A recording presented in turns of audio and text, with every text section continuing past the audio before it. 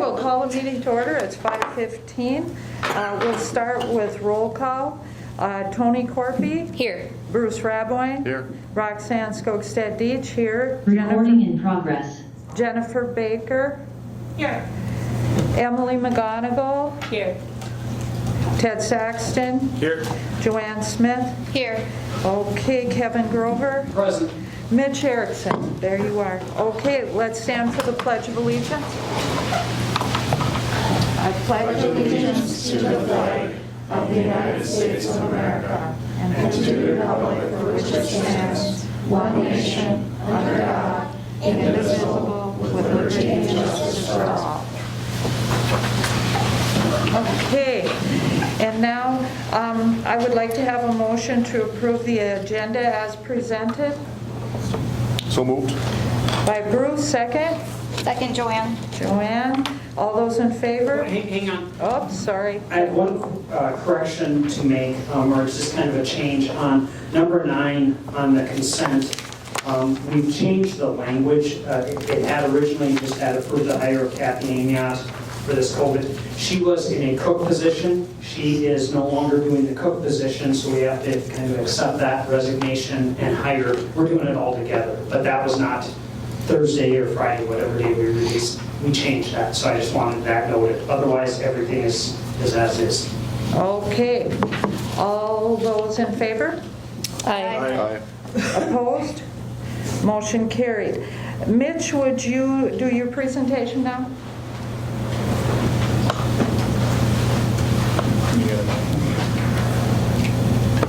Okay, all right, so school stuff coming up here. We have our Spring Pet Fest is coming up on April 25th, so that this coming Monday. Spring Sports Week will take place from April 25th to April 29th, so that'll be next week. We have dress-up days ready to go, and we'll kick off the week with a Pet Fest during 6th and 7th hour that Monday. We are looking to do a highway cleanup. We have a kind of 2 miles, I believe, out towards Little Fork there. We're going to do that once the snow melts, so like June maybe. Until then, we're still scheduled to do the highway cleanup.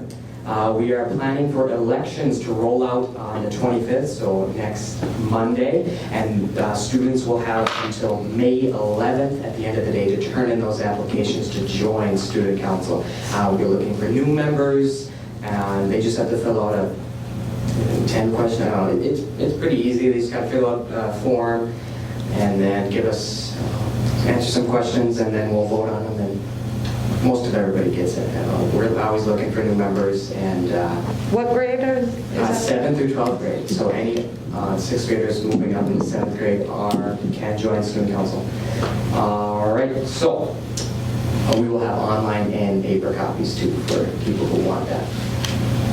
We're still having open forum every Thursday from 7:30 to 7:40 at the start of our meetings. And that's every Thursday. Any students can come in with any issues or questions they have about Student Council. We are planning a teacher versus kids end of the year softball tournament, slow pitch. So that's been for a couple of years. We just started planning that again. And we have our email, studentcouncil@icq61.org, if anyone has any questions or comments or concerns and wants to talk to Student Council. That's all I have. Any questions? One thing I would just like to highlight and congratulate Mitch. Thank you for taking time. You have play practice. We were informed, and so appreciate you taking the time. But congratulations to Mitch and it's the 2 young girls on making it to state with speech. So welcome. All right, that's all I have. Any questions? Okay, I gotta go play practice. Thank you. Thank you. Thanks. Okay, and now it is time for Elk Student of the Month. Ben, come on up if you would, please.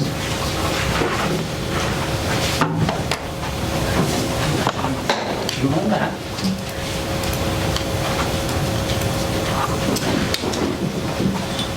Ben Glowak is one of the Elks 1599 Students of the Month for April. Ben is the son of Rachel and Mark Glowak.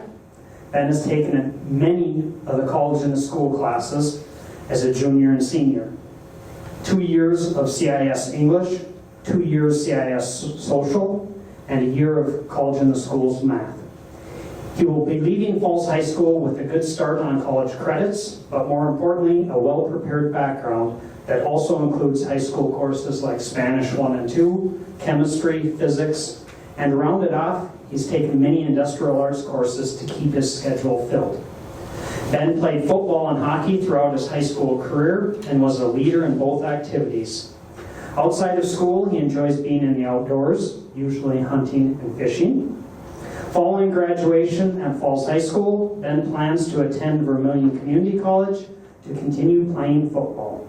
Ben Glowak, Elks Student of the Month for April.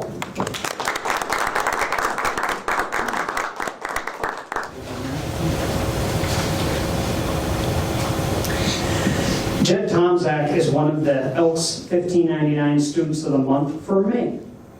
Jet is the son of Tara and Chris Tomzak. Jet has prepared himself well by taking numerous College in the School courses as a junior and senior. 2 years of CIS English, 2 years of CIS Social Studies, a year of CIS Math. He's rounded out his schedule with classes such as Spanish 1, 2, Chemistry, and Physics, along with some industrial tech courses. Jet played baseball and basketball throughout his high school career and was a leader in both sports. The Broncos have large shoes to fill as Jet walks off the court and field this spring. When not in school or preparing for his classes, Jet enjoys playing sports, hanging out with friends, and fishing. Following graduation this spring, Jet plans to attend the College of St. Scholastica and pursue a major in exercise physiology and also play baseball.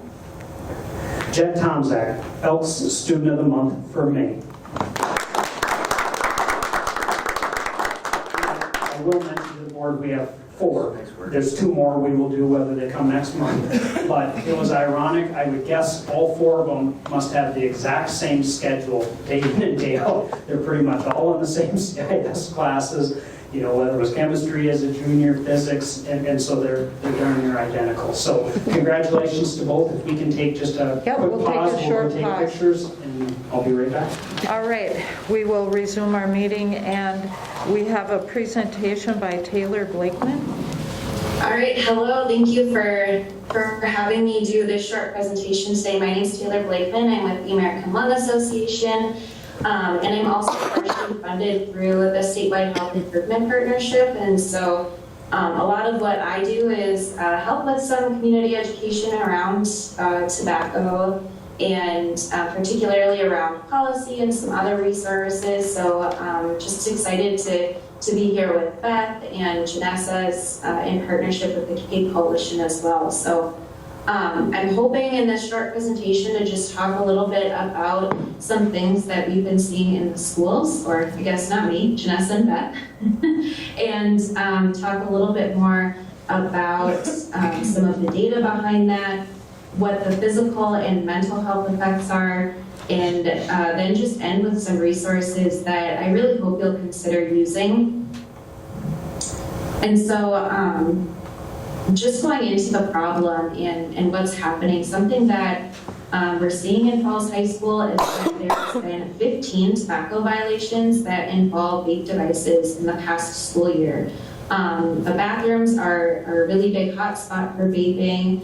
The devices, of course, they're really concealable and they're easy to hide in plain sight. So I'm not sure if you're aware, but in some cases there are kids who actually have hoodies that they can put vape devices in. So it's happening right in front of you, or some kids will even vape into their sleeve, things like that. It's really easy to hide. And it sounds like school staff are uncertain of ways to really step in and help strategize to solve the problem. And so I just wanted to leave some space for Janessa or Beth. I don't know if you wanted to add anything more to that before I move on. No, that was what we discussed, Taylor. Okay. And so what is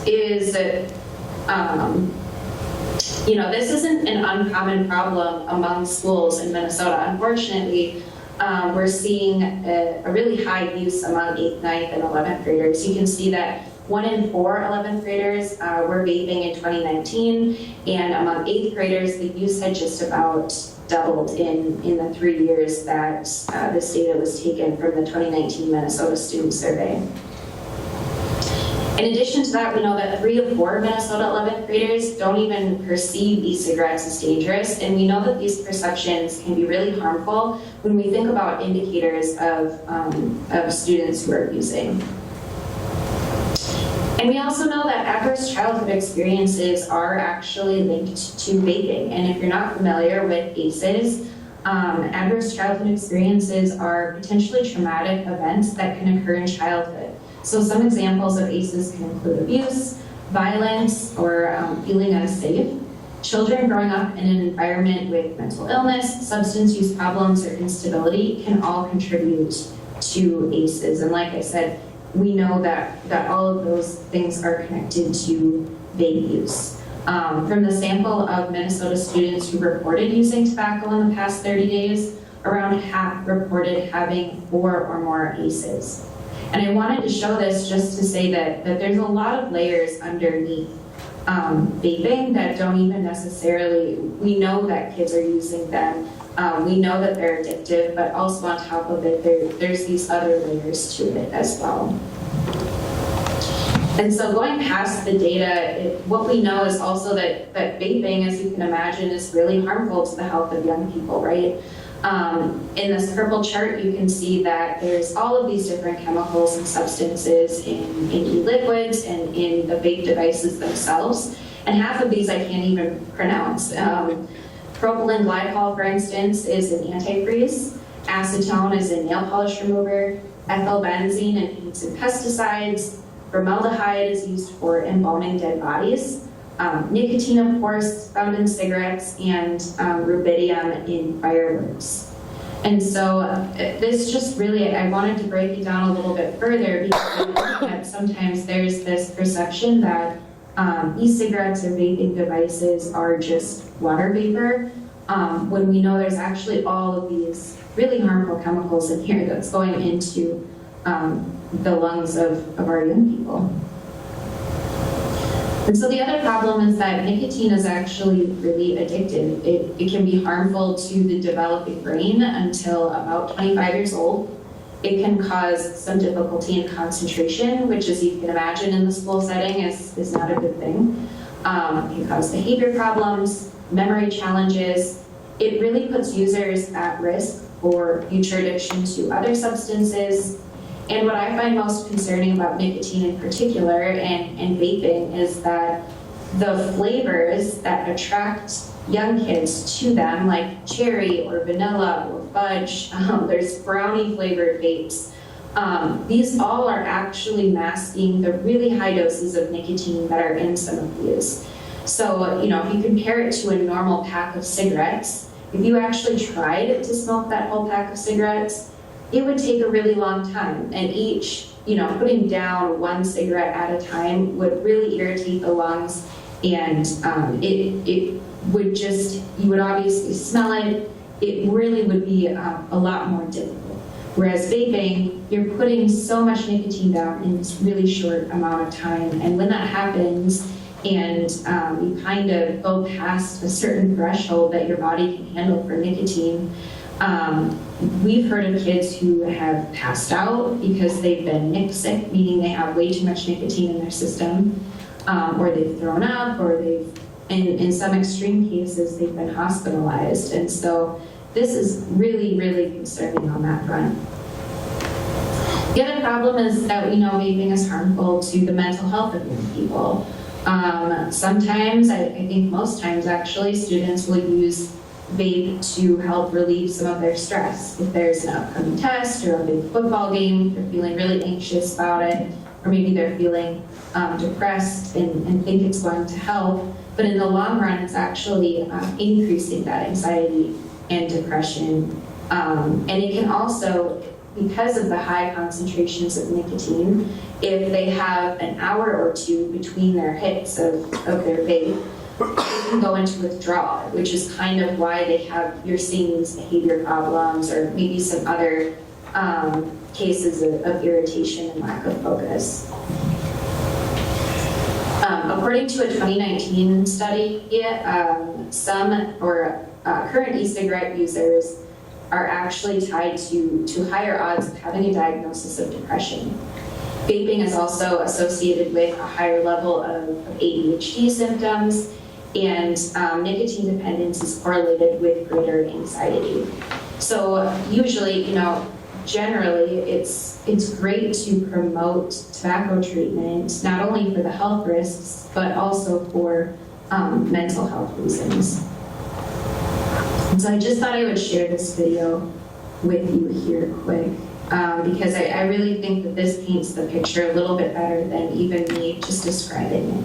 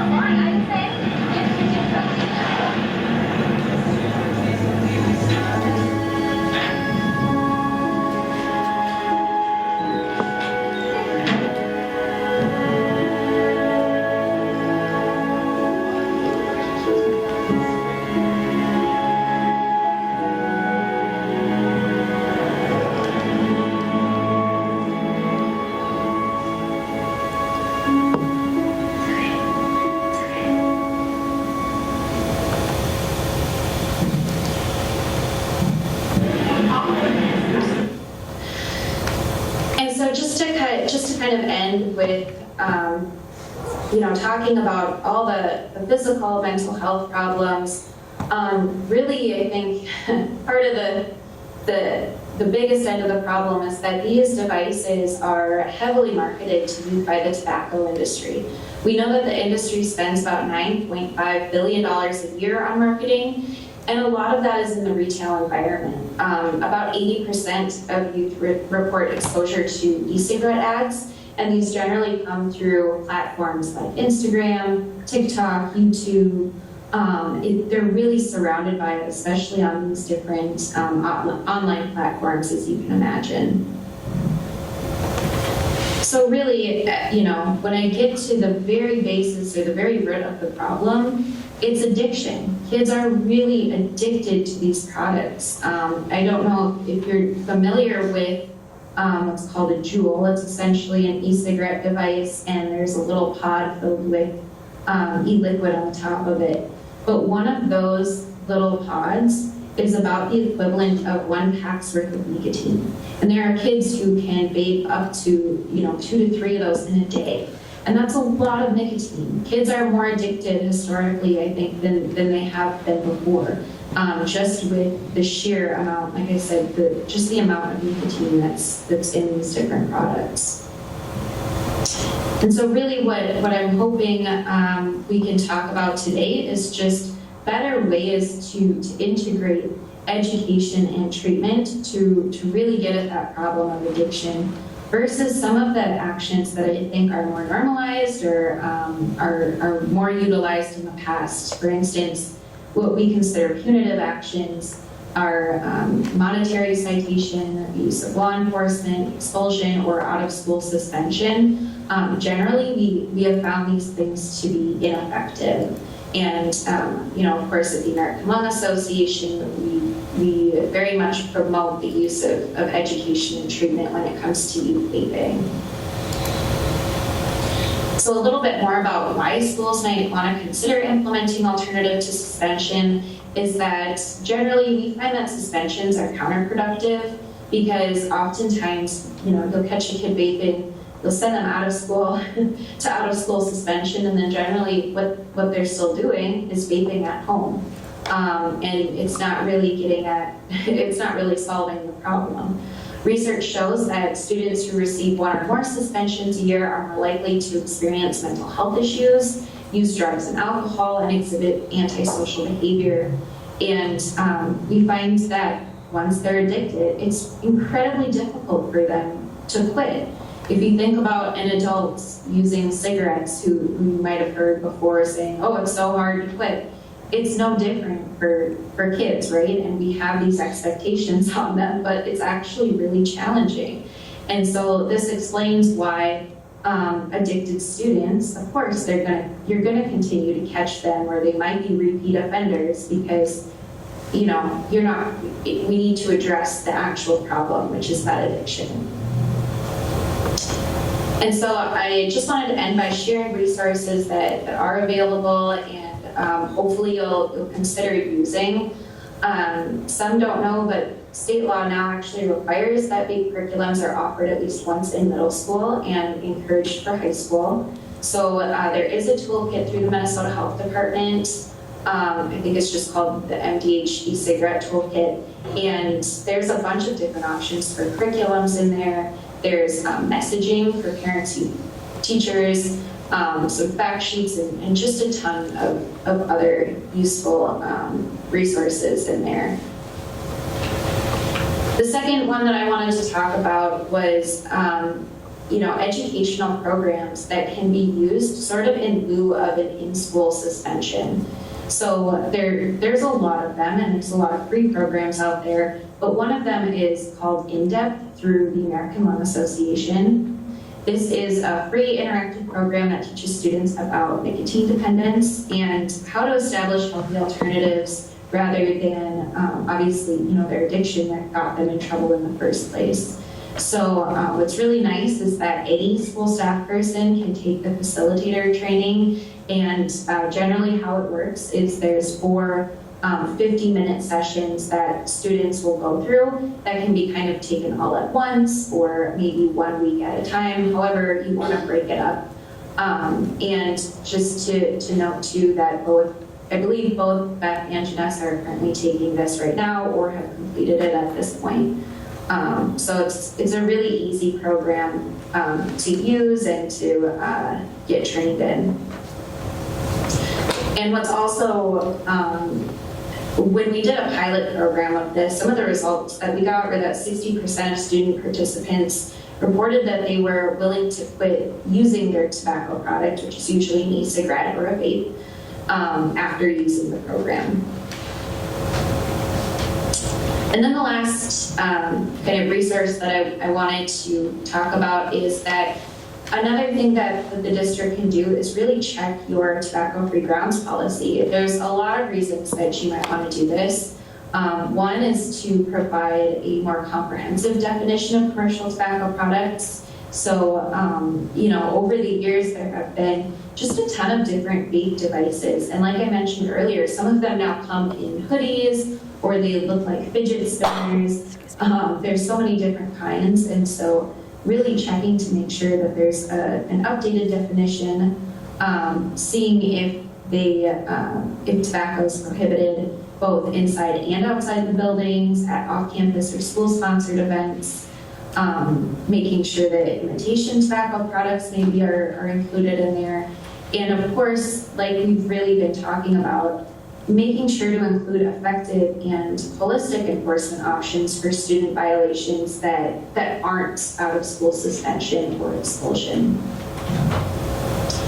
And so one of the model ordinance or the model policies that we use is through the Public Health Law Center. And what they kind of put in their model language is, as you can see on this slide, for a first violation, they usually do, you can do a student meeting or putting them through the education program right away, talking about some cessation programs, how can you quit your tobacco use or vaping.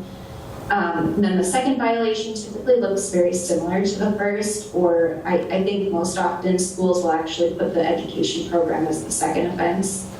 And then on the third offense, if you really need something if you're feeling like you really need to hit it home, another option is to try community service, which can be another kind of holistic way to still send that message that vaping isn't okay, and here's a more productive way to be able to put them through some of that enforcement.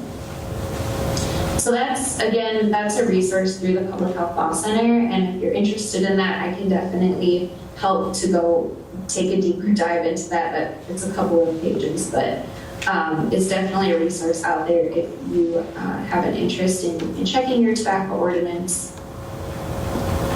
And then the last resource I wanted to share is that there is a teen tobacco quit line called My Life, My Quit, and this is for youth ages 13 to 17. And what's really nice about this is that, it's free, and so you can kind of layer it in these other strategies I've been talking about with educational programs, or whether that's wanting to update your enforcement protocols, and really making sure that youth are getting the treatment that they need, because like I mentioned, they're addicted, and so these services are really crucial if they're going to be able to quit. Another thing I wanted to point out about this service is that school staff can get retraining through courses that clickmn.com on how to sort of facilitate you through that process. And so that's, again, another free resource. And so that's all that I had prepared for today. Here's my information, but I am more than happy to help answer questions. And again, really hope that this information is useful for you.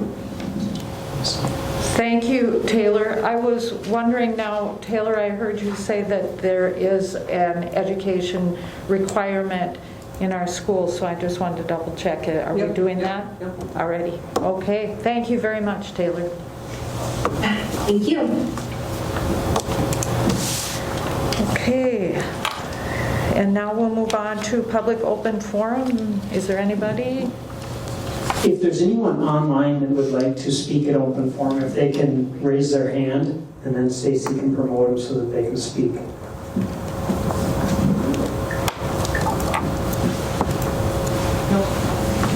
No. Okay. All right. Now we will move on to the consent agenda. Could I get a motion to approve the consent agenda as presented? Kevin, do you want to speak at all? Get a motion in a second. Okay. Motion? Move. Jen Make motion. moves. Second? Second, Joanne. Joanne. Okay. All those in, Kevin? The only comments I would make is just if anyone has any, or usually these are questions that come up. Number 4, Erin has taken other employment elsewhere, and so moving on, we appreciate her service. And I mentioned the same down below, there's a personal issue, so number 9, Kathy is stopping one employment but starting another piece. So those are the only comments I have. The other 3, the 3 contracts are the same as we've done in similar years for what I'm going to call summer boys and girls hockey. Again, it's open, it's not necessarily, I don't know how to say it, there's Erin has some power skating and stuff. It's not technically boys, and I mean some can do both, but pieces are more for the different groups. And then the figure skaters have their couple weeks in there, so they're set to go again. Obviously, everything is, barring something, COVID-wise happening, and we just throw that out there. We're moving to quote-unquote normal again, but that's where we're at. So. Unless anyone has questions, move that everything be approved. I also would like to thank Erin Rousseau for her many years of service. She's a wonderful person. And I forgot some of the details you said about Kathy. You said she will be, we are approving the hire of her as temporary. Yep, she's resigning from food service and taking it 3 days a week, doing testing she has gotten going. I can't honestly say if she's in full swinger, but she has been testing kids. So, and I assume some staff, I haven't gotten back into it. Because, there's been no message that I know of for staff being tested, so maybe a message will go out. Okay. Jen? I'd like to just say thank you to George McDonald for coming. I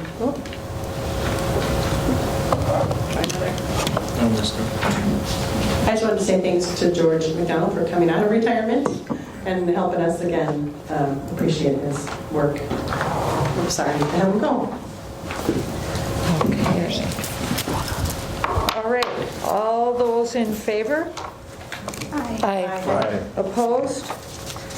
Motion passed. Okay, and now we're on to resolution, the acceptance of gifts and donations. And got my glasses, but I'll try the best I can here. Okay, whereas the school board policy 706 establishes the guidelines for the acceptance of gifts or donations to the district, whereas the I Falls School District encourages the support of the district's educational program through gifts or donations to meet the goals and objectives of the school district, whereas Minnesota Statute 465.03 states the school board may accept a gift, grant, or devise of real or personal property only by the adoption of a resolution approved by 2/3 of its members. Therefore, be it resolved, the school board of International Falls Public Schools, ISD 361, accepts with appreciation the following gifts, donations, or grants received by the school district. Now, I get the motion first. Technically, yeah. Could I get a motion for that? I'll move, Joanne. Joanne, and a second? I'll second. Alrighty, Tony. And now I'm going to name them. Okay, PCA Mill of I Falls, 2 pallets of copy paper, $1,500 for Cape donation, $1,500. Bronco football boosters headset repair, $499. Now, the prom donations are as follows. Roach's Towing lift rental to put up the lights. Border boost, $100 on the rocks, $25. VFW Post 2948, $2,000. True Star Federal Credit Union, $200. Lukacek Dental Office, $25. Gas station loose change bucket, $188.20. Helen Swenson Associates, $500. Northern Lumberyard, $100. I Falls Ambulance, $100. I Falls Fire Department, $100. Border Bank, $100. Right Interiors, $50. Trails and Chapter, $50. Bobby and Craig Bernath, Local 33, $150. Hometown Hobby Raffle Prize, Hometown Hobby Raffle Prize, and more. Our Farmers Insurance Raffle Prize, Farmer Insurance Raffle Prize, Pick Me Flowers gift card for $25, Masons on Main gift card for $25, Ronning, 75. I'm sorry, $75, thank you. Roning's gift card for $25, Sammy's Pizza, 2 gift cards of $50 each, Farm and Garden certificate, $50, Hometown Hobby certificate, $25, Hometown Hobby certificate, $25, Border Bank raffle prize, KAPE, 5 raffle prizes, It's a Girl Thing, 2 raffle prizes, Nikki Skifstead raffle prize. Okay. All those in favor? What? Yeah, so if there's any comments or discussion, we have a motion and a second. Again, thank you to all that donated for prom, and as well as the other donations, obviously. Okay, all those in favor? Aye. Opposed? Okay, do I have to do a voice vote on that one? No, we're good there. Okay. Motion passed. Now, next, I gotta find where I'm at again here. Now we're on to, resignation, or number 2, accept the resignation of Amy Raboyne, title teacher, effective June 30th, 2022. Bruce Raboyne to abstain from voting. Is there any discussion on that? Take a motion. No. Motion So moved. by Jen. Second? Second, Emily. Discussion. I would start and just thank Amy for jumping in when we had a need. Truly appreciative, and wish her the best. And I know that she will be around to continue to help, she said, so thank you. Yes, Amy's always been a great teacher. Thank you, Amy. All those in favor? Aye. Opposed?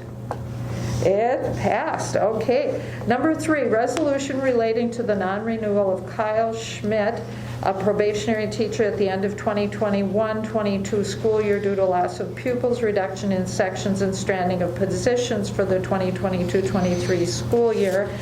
And now I am going to read that. Okay.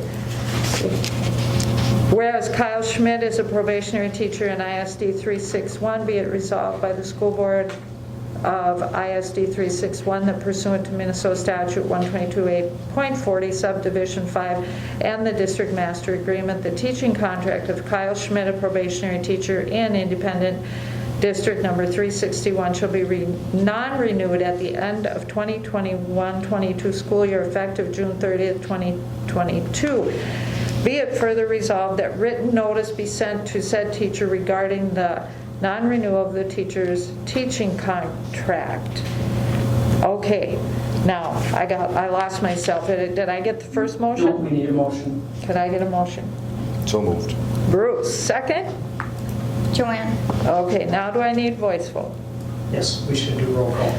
Okay. Unless there's any discussion. No. Any discussion? Okay, we'll start with Tony. Yes. Yes. Bruce? Yes. Myself, yes. Jennifer Baker? Yes. Emily McGonigal? Yes. Ted Saxton? Yes. Joanne Smith? Yes. Okay. And the motion, anybody voting again, none, against, none, and therefore the resolution was declared passed and adopted. Okay, now we're going to go on to number 4, resolution relating to the non-renewal contract of Nathan Harnett, a probationary teacher at the end of 2021-22 school year. Motion by Joanne. Okay, discussion? No, then read it. Oh, whoops. Too many papers. Here we go. Whereas Nathan Harnett, a probationary teacher in ISD 361, be it resolved by the school board of ISD 361 that pursuant to Minnesota Statute 122.8.40 subdivision 5 and district master agreement, the teaching contract of Nathan Harnett, a probationary teacher in ISD 361 shall be non-renewed at the end of 2021-22 school year effective June 30th, 2022. Be it further resolved that written notice be sent to the said teacher regarding the non-renewal of the teacher's teaching contract. Now may I have a second? Second. By who? Emily. Okay, and now we'll go to the voice vote again. Tony Corpy. Yes. Bruce Rapowin. Yes. Roxanne Skogstad-Deach, yes. Jennifer Baker. Yes. Emily McGonigal. Yes. Ted Saxton. Yes. Joanne Smith. Yes. And now I'm going to read this part. Whereupon said resolution was declared duly passed and adopted. All right, now. It just so everyone's aware, we struggle on, technically on the resolution, you're supposed to have a motion to bring it forward. You read it, and then there's a second. And then we always struggle because we're just so used to a motion and a second. But we just go with it. So that's, Yeah. Rox and I are talking about it. We're trying to get better, but Yes, well, at least I didn't sing, so. Okay, and the next thing on the list is award the 2022-23 school picture RFP to Life Touch. Motion by. First. I'll make that motion. Second. Joanne. Discussion. I will just make some comments before you, just so we're all in the same place. I don't know, roughly about 2 months ago, I didn't go back and look which board meeting, but we came to the board and asked, there have been a few challenges over the last few years. It is an ongoing contract. We had 1 more year left in the contract that we could renew it, and the question was, should we open it up or not? And the decision at that time was to open it up. The second question was, is there anything that would prohibit us from allowing Life Touch, to at least, bid again? And at that point, no one had an issue. So we put it out there. We got 2 takers. There was at least 1, maybe 2 that reached out to other companies, but they had a time frame commitment because they were under the gun, we're under pressure to get it out in reserve because their calendars fill up too. And not saying it has to, we've always, at least as long as I've been here, had our pictures done within the first week or 2 at the latest. Not every school was that way, but we wanted to continue at least for time being, so we made that part of our RFP, and there was one, maybe two, that just couldn't meet that right now, so they didn't bid. So that being said, put the RFP out. We got, like I say, 2 people or 2 groups to respond. Sage Lee was one of them, and Life Touch was the other. In your packet, there are several documents. One is like the RFP showing that each group qualified, met each requirement, so to speak. It shows the prices, what they agreed to for increases, and so on. The second document then is a comparison, I'm going to say, more just a monetary and comparing the 2 bidders, if you will. And then the third document is some others, because we asked, if there's other things you offer, let us know, because it all comes into play, like they're not what you can or can't offer.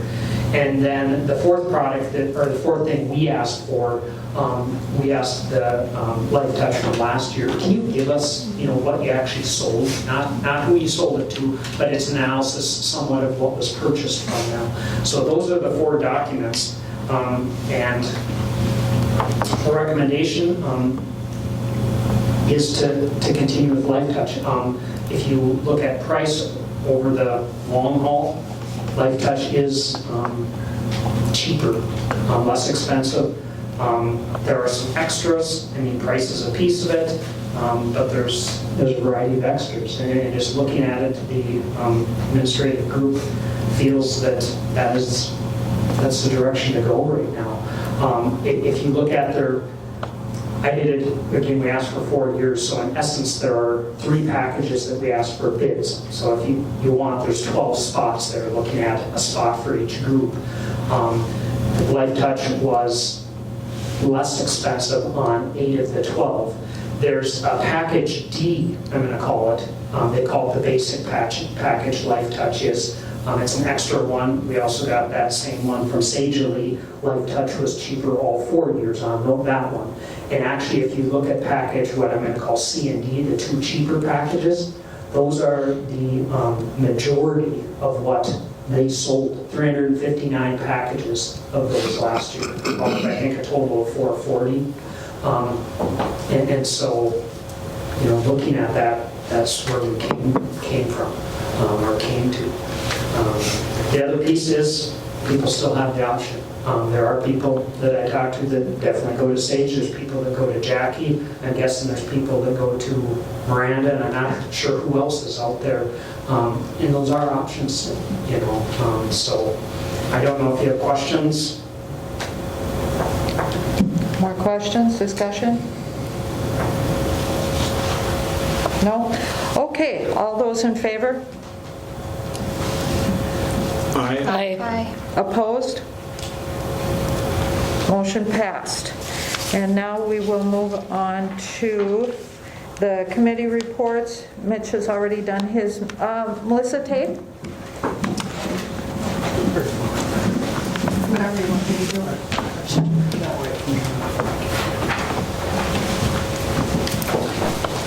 We are at 445 for our student enrollment, which is up 3 from last month. And then right now we have about 170 kids registered for our summer school program, K through 6.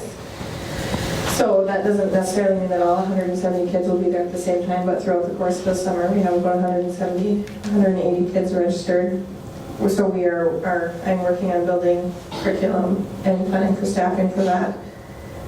We have our Star-based 5th grade field trip coming up in May.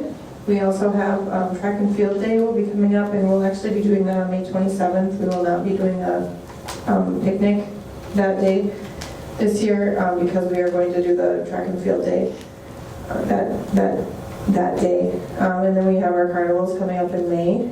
And recently, our grades 3 through 5 attended our Rife field trip in March, where they saw fairy tales on ice, and it sounds like that trip was pretty successful. It was nice to get the kids out doing things again. Any questions? Missy, I hate to put you on the spot, but could you just name a couple of those really neat summer programs you guys are doing? Do you have any just off the top of your head? Well, our building, we have like classes scheduled, like outdoor games, we have a Lego class scheduled, we have some makerspace, we have some classes scheduled with Black Robot, but we're still in the like building stages, so and I have to get my budget approved by Kevin once we get everything together. And just so everyone's aware, there is a 45-minute session in the morning that all students will do math. There's 45 minutes. It's actually a 90-minute session. No, correct, 45 for math and 45 for English reading, right? And then, you know, they go into more, I'm going to say, fun educational activities, slime building. There's just a variety of things. There could be swimming, there could be, you know, they're still working. Cooking is really popular. Kids in the kitchen did the slime making class is really popular. Camp Convention is on there. More popular for the K through 2 than the 3 through 6 because the groups are split into K through 2. They'll travel together aside from their academic portion of the day, and then 3 through 6 will travel together aside from their academic portion of the day. Okay. And can they still sign up? Or is your cutoff? Registration is closed, but they could contact the office and we could speak with them. Okay, great. A wonderful program. Really happy about it. Anything else about Missy? Any other stuff? Thanks, Missy. Okay, Tim? Our enrollment right now, we're at 518. That's down 2 from last month. We're down 19 from last year this time. Our MCA testing is underway at the high school and will conclude the first week in May. Spring sports are underway, but they're struggling right now to get games underway due to the weather. May is going to be a really busy month for us. Baseball is able to get on to, I think it's Massabi East has artificial turf, so they've been able to get on field down there. But as you can see, we're supposed to get more snow Wednesday. Our fields are going to be wet for quite some time. Our scholarship awards night will be on Wednesday, May 4th at 6 p.m. And I know that seems a long ways away, but that's before our next board meeting, so if anyone wants to attend. Graduation is on Sunday, June 5th, and the decision has been made to hold that in Bronco Arena. So we're getting that word out, and that's Sunday, June 5th at 3. We also are going to be offering a summer school program again this year. We're going to run 3 weeks in June and 3 in July. And that's a credit recovery program, and we ran 6 through 8 in one group, and Lisa West taught that, and I had Paul Peterson teach the 9 through 12. So we're looking at doing that again, 3 weeks in June, 3 in July, and again, that's credit recovery. So we're going to begin registration in the next couple of weeks, and a lot of that some of that enrollment is going to happen after second semester when grades come in. So our numbers kind of are dependent on students who are going to need that. And we're also looking at some afternoon recreational activities for those students. I don't know if we're going to be running all 4 days, but talking with the students, kind of getting an idea of what they may want to do, and maybe go to the beach and some different activities. We want to offer some recreation for them as well. Okay, thank you, Tim. Any questions for Tim? No? Okay, thank you. And Kevin? Tim hit on the graduation, and just a reminder, all board members are invited, and part of graduation, if anyone knows they have a conflict or something, by all means let us know. We'll talk about it again in May, but they'll start with the grad brochure and start getting things penciled out. If we know someone's not going to be there, let us know and we'll amend, but I will talk to you again in May. But throw it on there just so you're aware as well as everyone else. We're going to go again Bronco Arena, just not knowing what things were like, a little more room. I put down there, we need to set a date for Teamworks. The students, parents, and staff have done their meetings. Our group will do, when I say our group, I'm going to say administrative/staff group will do 2 or 3 meetings here coming up. And then we need, as a board, to have, I think there's 2 meetings towards the end. So I threw out there, and I'm just putting it out, July 25th. It is, if you could look at your calendars, if I recall right, it's a Monday I picked. And I'm just asking, it's something that would work in their schedule. It's a roughly 3-hour session, so I put 4 to 7 if that would work. If it's not a good time, it's just if we don't get on our schedules. And then we're working on finding another one probably 3 weeks out after that or so. That's a shorter, I think only an hour and a half or something like that. But I'm pushing to try and get it sooner than later because obviously as we set goals and things like we want as much wrapped up as we can. I'll be gone on the 25th, but if everybody else can make it.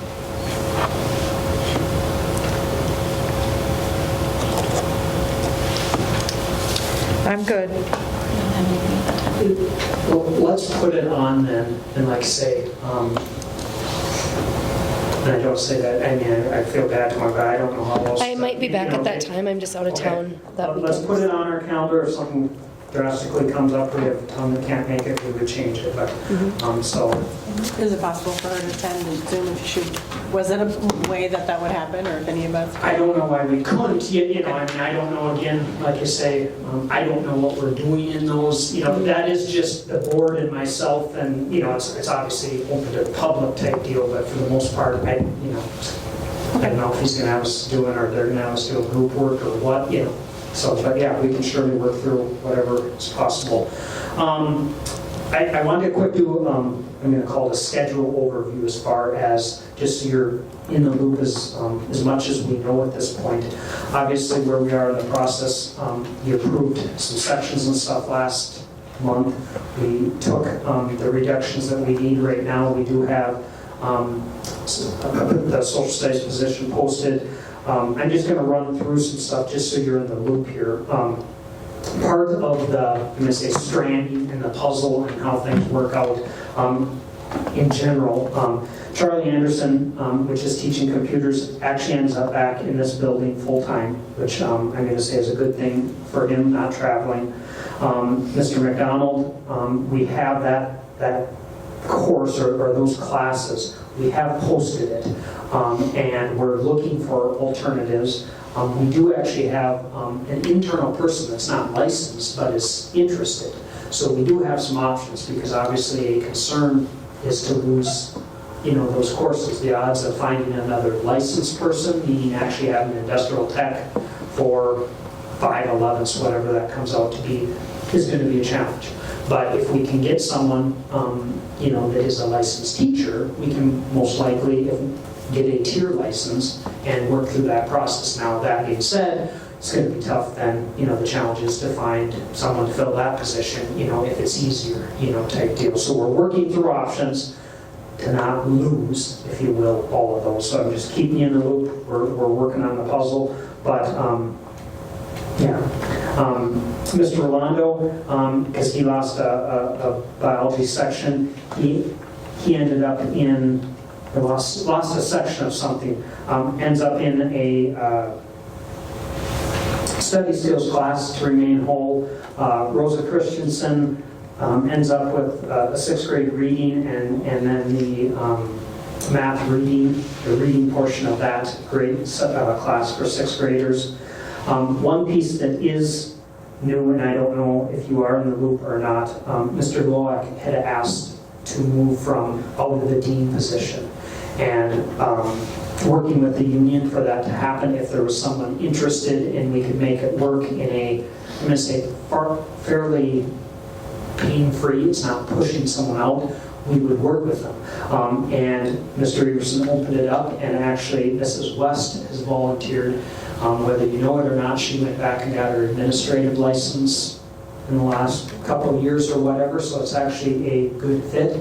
So Mr. Glowak will be going back to the elementary. Don't know exactly where, that puzzle's still going. And Mrs. West will be going into the Dean of Students position for next year, so no one is, I'm going to say, adversely affected or forced in, so that sometimes dominoes fall and they fall in the right place, so to speak. Math is short 1 semester, so the math department will be having one person go over to Falls Elementary for 1 semester, 1 class. I mentioned last time PE at the high school will be covering preschool, and then one of our reductions tonight was because of the stranding position, just so the board's aware. we've made the decision as people go into Strand Inn, we're pushing them into Phi-Ed, and that's why that Phi-Ed position pretty much got eliminated. We're still going to have a Phi-Ed curriculum. There'll still be kids taking the Phi-Ed. It's just, for instance, say I was short an hour or two. Our conversation and thought was, we think it's going to be, I'm going to say easier, to get people teaching Phi-Ed compared to having different ones trying to teach the computer, meaning the keyboarding, some of the STEAM stuff we want to do, the coding, computer literacy, and so on. So that's the direction we're going right now. Keeping in mind, it doesn't mean a year or 2 years down the road, if we have to push in, those are open. You know what I'm saying? But for right now, we will have a single teacher teaching for the most part, single or only a couple teaching the computer, and we're going to have a variety pushing into the Phi-Ed. Not ideal, but it's the size of school where we're at. And Jen, I'll come back if you give me just, I'm just about done.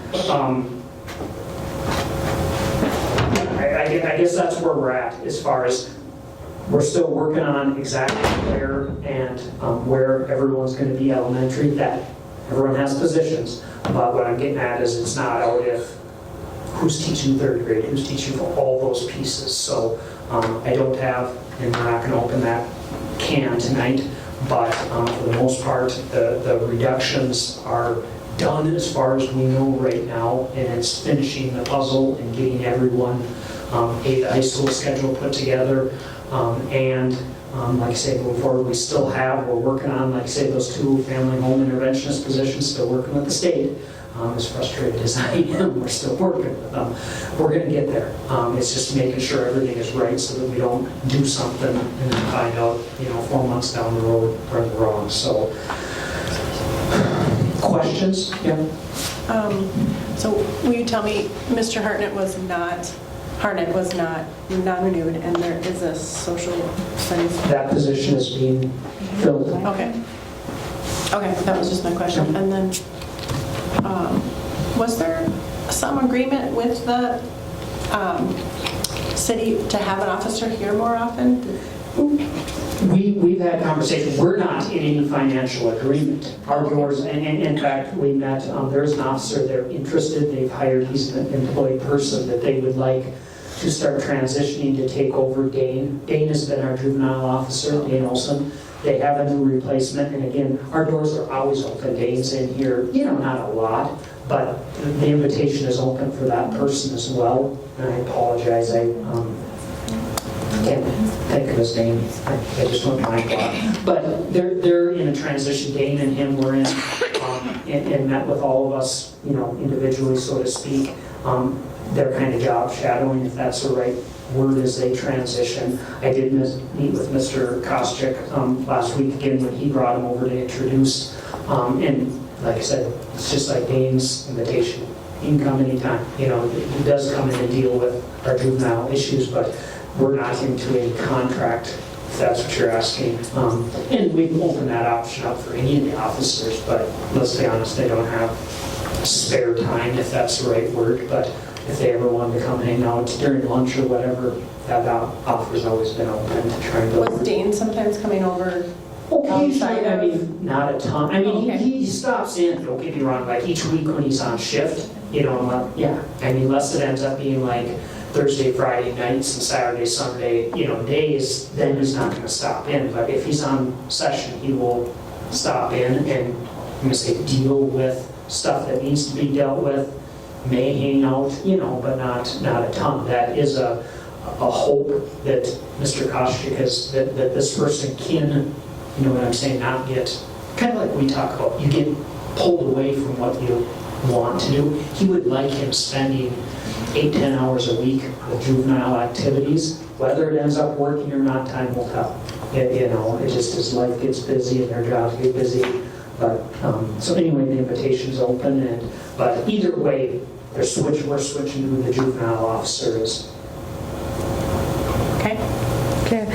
And then, do you have any COVID update for us? All I was going to say is COVID is like non-existent. We've not had it. And I'm just being honest, there have been a few people tested that mean voluntarily, having the coughs, being sick.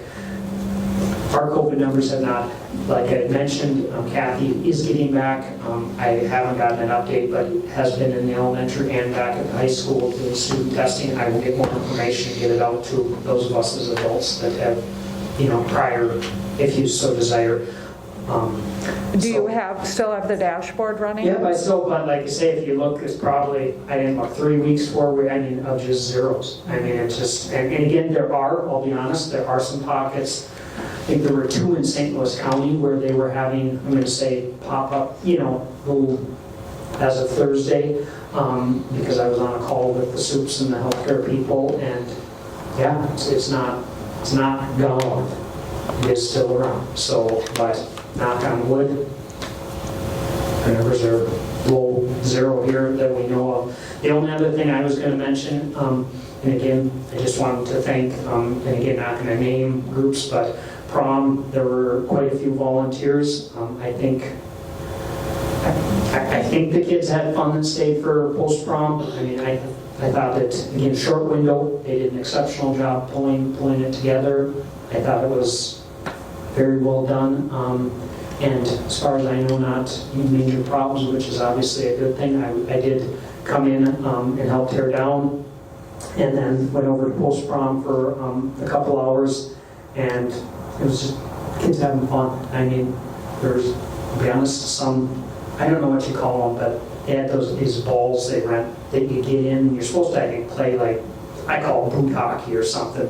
They were just running into each other, and for high school kids, they had a great time. Boys and girls, and there were a lot of activities. They had a bouncy house, I mean, things that you think of more for quote-unquote young kids. There were kids upstairs, hanging out, doing different things. It was, I think, a good event. So I hope they enjoyed it, and there was a lot of volunteers that helped out.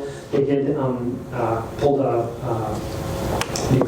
fire department together. They all asked and they agreed. They did, and I don't think, it's one of those things that last minute, but I don't know, 10, 15, 20, I don't know how many that roasted s'mores outside. Just some cool ideas. And, weather wasn't perfect, obviously, to be outside, but so thank you to all involved with prom. And other than that, I don't have anything else unless you have questions. Okay, any questions? No? Okay, Beth, you're up. Hi, guys. First of all, I'd like to say thank you to Taylor for coming and speaking to you guys.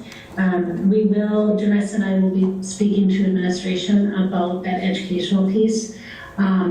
Janessa is trained in the in-depth, and I am currently being trained in in-depth, so we'll continue to have that conversation with administration. Community Ed has been extremely busy this past month. We had a defensive driving class that we had 96 participants. I actually had to close it down, and I have another class coming up in June because now that COVID has subsided a little bit, the insurance companies are requiring that, so people need to get their classes updated on the defensive driving. PALS, or Adults with Disabilities, is up and running. Angela Scholler is doing a phenomenal job. We've had 2 Evolve U classes. We had a craft class, and our craft class had over 20 participants come.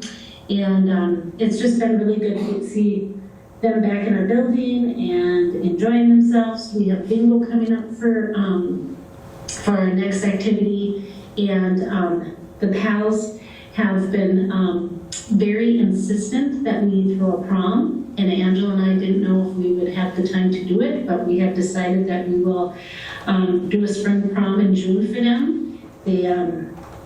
They look forward to that event, and so we will be planning that. That will be coming up in June.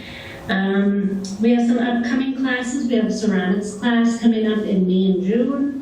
We have another driver's training, and then we will provide, I will be teaching a Safe Center class in May also for kids that will try to get summer jobs for babysitters. And one other thing that I'd like to mention is May 31st, Community Ed and Cape and the SHIP coordinator, Tara Besh, we are planning a community event to be held at Carrie Park. We'll be having a bike rodeo that the Mike Kostrick will have the city police help with. We're reaching out to the Cooch County. They are going to come and help. The DNR may be coming to help and we'll have tables set up. We will have hot dogs, free dinner, and do a bike rodeo. We'll be giving bike helmets away.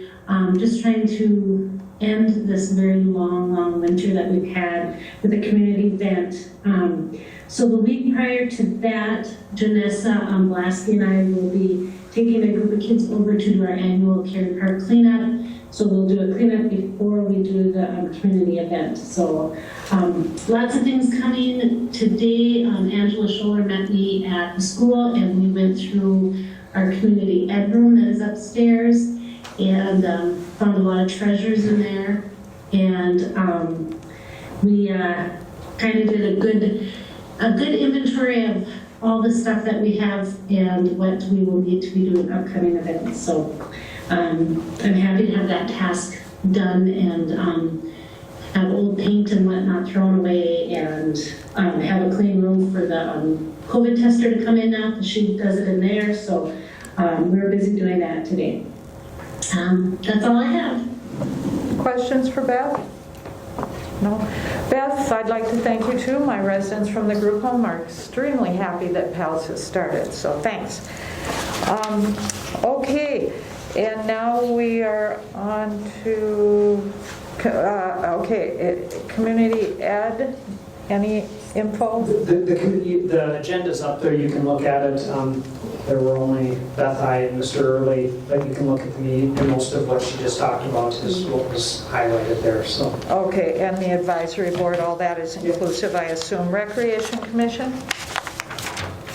Nothing? The only thing I'm going to mention on the Rec Commission is, just so the board's aware, I went over and met with Mayor Droba and one other staff member, Betty, to just start a discussion, and it's going to come to the Rec Commission, of planning for Mr. Mason's retirement. And so we started a conversation, so Bill will be asking the commission if they would like to either have a separate meeting or make us part of a June or July meeting so that we start that discussion. And to be honest, it was a very cordial conversation. Whether we continue as we are or we go in a different, I think both the city and the school are open to either, but we need to start talking and planning. There are some things, if we stay as we are, that they would like change, which again, I don't think are bad things. I think there's things we would like outlined, as far as we talked about what groups are 100% covered by rec and what aren't, and that was part of their concern as well. So I see that coming, but we're going to start talking again. We don't have a deadline where Mr. Mason is retiring. He told me, I think this Friday might be his birthday, so it's probably either a year from then or he's open to finishing the year, but that's realistic with the timeline. And so it's just get the conversation going. We have to hire someone. It'd be nice, to do that months before instead of handling it tomorrow. So just so you're aware, we started a conversation, but the commission will be running that in the near future. Okay, questions for Kevin about that? No? Okay, we need a motion to adjourn. I'll make that motion. Tony, who's the second? Joanne. Joanne. Okay, all those in favor? Aye. Opposed? Passed. We are adjourned. Thank you, everyone. Thank you all. Thank you everyone online.